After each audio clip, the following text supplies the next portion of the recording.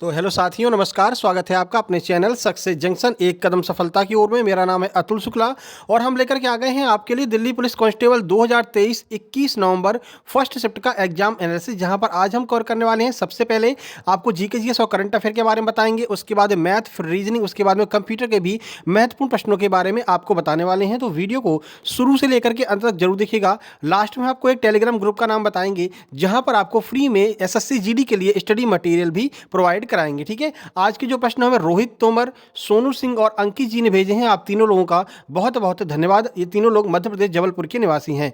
आपका भी अगली किसी शिफ्ट में एग्जाम है तो आप अपने प्रश्नों को 7052547003 इस नंबर पर जरूर से जरूर सेंड कीजिएगा। फिलहाल चैनल को सब्सक्राइब कर लीजिए और वीडियो को लाइक जरूर कर लीजिए। चलिए शुरुआत करते हैं। सबसे पहले जीके जीएस और करंट अफेयर से हम शुरू करने वाले हैं।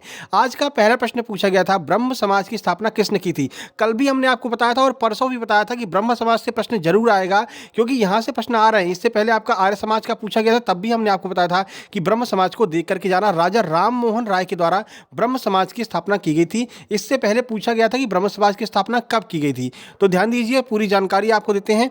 तो राजा राम मोहन राय ने वर्ष 1828 में ब्रह्म सभा की स्थापना की थी, जिसे बाद में ब्रह्म समाज का नाम दिया गया। यह पुरोहिती अनुष्ठानों और बलि आदि के खिलाफ था।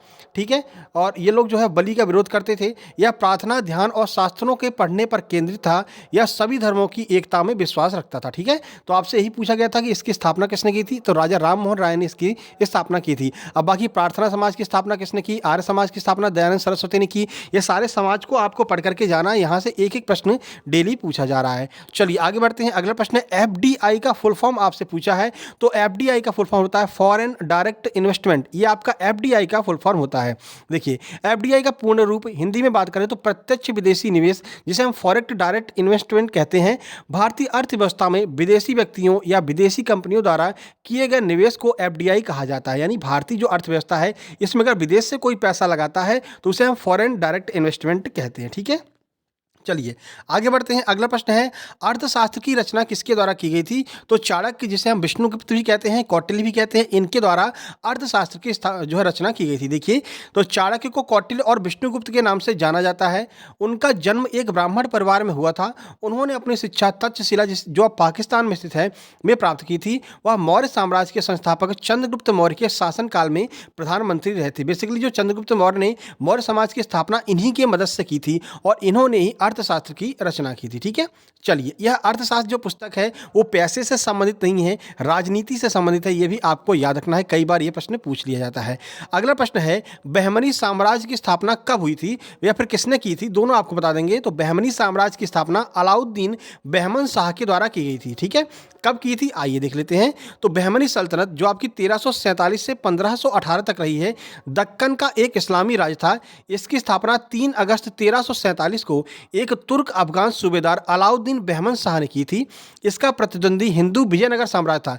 विजयनगर साम्राज्य और इनके बीच में, बहमनी साम्राज्य के बीच में हमेशा जो है लड़ाई हुआ करती थी। ठीक है, चलिए, अब इसका विजयनगर साम्राज्य का बाद में विघटन हो गया और इसके फलस्वरूप गोलकुंडा, बीजापुर, बीदर, बरार और अहमदनगर के राज्यों का उदय हुआ था। ठीक है, तो अलाउद्दीन बहमन शाह ने बहमनी साम्राज्य की स्थापना 1347 में की थी, यह आपको याद रखना है। अब आगे आपको यह ध्यान रख कर जाना है कि हरिहर और बुक्का के द्वारा विजयनगर साम्राज्य की स्थापना की गई थी। यह भी आपको थोड़ा सा देख करके जाना है। और बहुत सारे प्रश्न रिपीट हो रहे हैं, इसीलिए आपसे बार बार कहते हैं कि वीडियो को शुरू से अंत तक देखिए और पुरानी जितनी वीडियो हैं कोशिश कीजिए कि सारी वीडियो आप देख करके जाइए।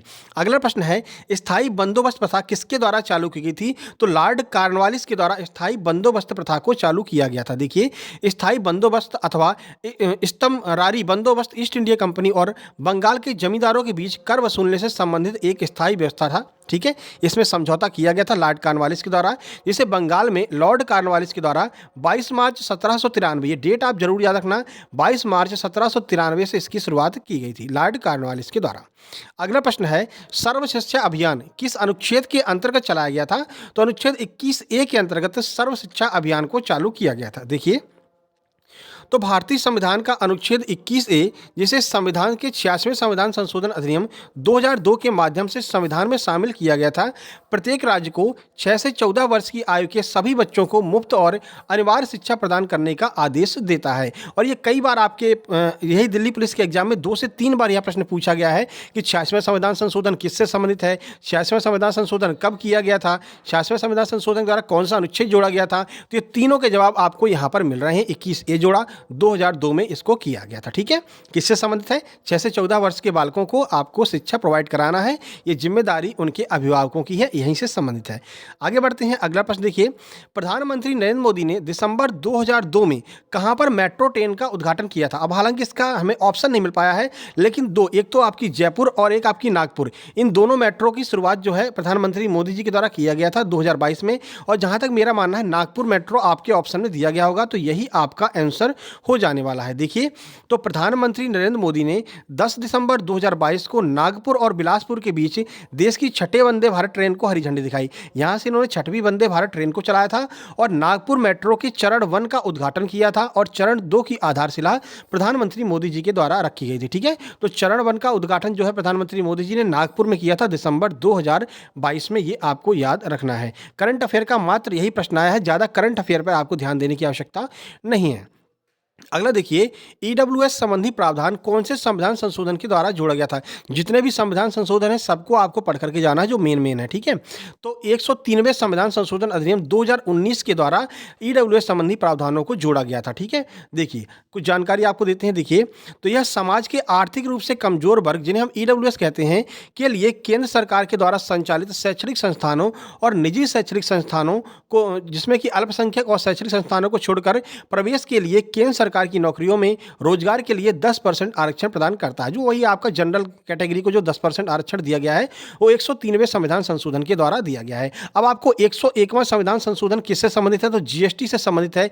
ये प्रश्न भी बता रहे हैं, आज पूछा गया है, तो ये आपका इकोनॉमिक्स का प्रश्न हो जाएगा। तो जीएसटी से संबंधित है 101वां संविधान संशोधन, ये भी आपको पढ़ करके जाना है। 102वां किसका है, 104वां कौन सा है, 105वां कौन सा और 99 कौन सा है, ये सारे आपको देख करके जाने हैं। ठीक है, चलिए अगला प्रश्न है, सैफ 2023 प्रतियोगिता का शुभारंभ कहां पर किया गया? तो बेंगलोर में जो फुटबॉल की प्रतियोगिता है सैफ 2023, इसका जो है शुभारंभ किया गया। देखिए, 2023 सैफ चैंपियनशिप का 14वां संस्करण, कौन सा? 14th। ठीक है, 14वां संस्करण था, जो दक्षिण एशियाई फुटबॉल महासंघ सैफ के द्वारा आयोजित दक्षिण एशिया की द्विवार्षिक अंतर्राष्ट्रीय पुरुष फुटबॉल चैंपियनशिप प्रतियोगिता है। ठीक है, इसका आयोजन 21 जून से 4 जुलाई 2023 तक भारत के बेंगलोर के श्री कांतिरावा स्टेडियम में आयोजित किया गया था। करंट अफेयर का आपका एक और ये प्रश्न पूछा गया है, तो बेंगलुरु के श्री कांतिरावा स्टेडियम में सैफ चैंपियनशिप का आयोजन किया गया था। ठीक है, वीडियो पसंद आ रही तो भाई वीडियो को लाइक जरूर कर देना।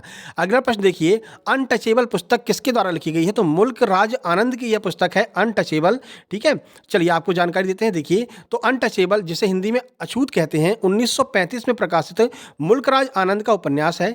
इस उपन्यास ने आनंद को भारत के प्रमुख अंग्रेजी लेखकों में एक रूप से जो है स्थापित कर दिया था। तो मुल्क राज आनंद की पुस्तक है अनटचेबल, यह आपको याद रखना है। ठीक है, इसके तुरंत बाद में हम सेकंड शिफ्ट का भी एग्जाम एनालिसिस लेकर के आने वाले हैं, और कल भी हमने आपको तीनों शिफ्ट का एग्जाम एनालिसिस कराया था। देखिए, राष्ट्रीय युवा दिवस किसकी याद में मनाया जाता है? तो स्वामी विवेकानंद की याद में राष्ट्रीय युवा दिवस मनाया जाता है। कुछ जानकारी देख लीजिए। देश में हर साल 12 जनवरी को राष्ट्रीय युवा दिवस मनाया जाता है। यह दिन स्वामी विवेकानंद के जन्मदिन को चिन्हित करने के लिए मनाया जाता है। वहीं स्वामी विवेकानंद, जो आज भी देश के लाखों युवाओं के प्रेरणा स्रोत हैं, भारतीय इतिहास के सबसे प्रभावशाली नेतृत्वकर्ताओं में से एक थे। शिकागो सम्मेलन आपको याद होगा, शिकागो धर्म सम्मेलन, जहां पर इन्होंने भारत की छाप छोड़ी थी। तो स्वामी विवेकानंद, इनके द्वारा जो है इन्हीं की याद में 12 जनवरी को राष्ट्रीय युवा दिवस मनाया जाता है। ठीक है, चलिए आप सीधे कंप्यूटर की ओर चलते हैं। कंप्यूटर में नया टॉपिक एक ऐड हुआ है, एमएस एक्सेल से 3 प्रश्न हैं। पावर पॉइंट से भी आज एक प्रश्न पूछा गया, हालांकि अभी तक पावर पॉइंट से प्रश्न नहीं आ रहे थे। इस शिफ्ट में एक प्रश्न पावर पॉइंट से, एक इंटरनेट से, 2 प्रश्न एमएस वर्ड से और 2 प्रश्न आपके शॉर्टकट की से भी पूछे गए हैं। इस तरह से 10 प्रश्न आपके कंप्यूटर में पूछे गए हैं।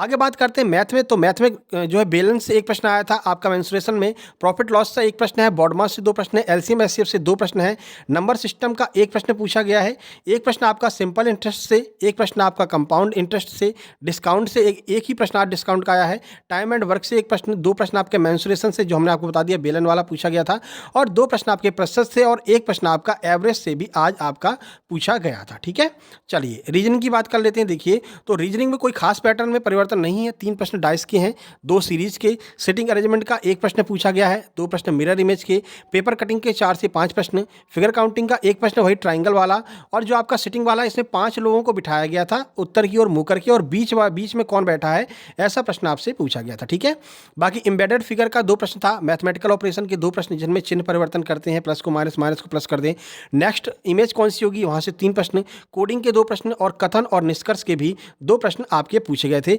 मैथ रीजनिंग इस तरह की आ रही है कि आप आराम से सारे के सारे जो है क्वेश्चन आप सॉल्व कर सकते हैं। अगर आपकी नॉन वर्बल रीजनिंग आपकी अच्छी है तो आप आराम से पूरे नंबर ला सकते हैं रीजनिंग में। ठीक है, चलिए तो वीडियो पसंद आए वीडियो को लाइक कर दीजिए भाई, शेयर कर दीजिए अपने दोस्तों तक, और चैनल पर पहली बार आए हैं तो सब्सक्राइब करके नोटिफिकेशन बेल जरूर दबा लेना। और ये हमारा टेलीग्राम ग्रुप है जिसकी लिंक आपको डिस्क्रिप्शन बॉक्स में दी गई है, सक्सेस जंक्शन लाइव के नाम से। ठीक है, यहाँ पर हम आपको फ्री में एसएससी जीडी के लिए स्टडी मटेरियल प्रोवाइड कराते हैं, जिसमें आपका राकेश यादव सर के क्लास नोट्स जो मैथ वाले हैं वो आपको फ्री में मिल जाएंगे, आदित्य रंजन सर की formula book, Aditya Patel sir की formula book, Rakesh Yadav sir की फार्मूला बुक, नीतू मैम की इंग्लिश की किताब, ये सब आपको यहाँ पर फ्री में पीडीएफ फॉर्म में उपलब्ध है। तो आप फ्री में जाकर के इसको डाउनलोड कर सकते हैं, लिंक इसकी डिस्क्रिप्शन बॉक्स में दी गई है।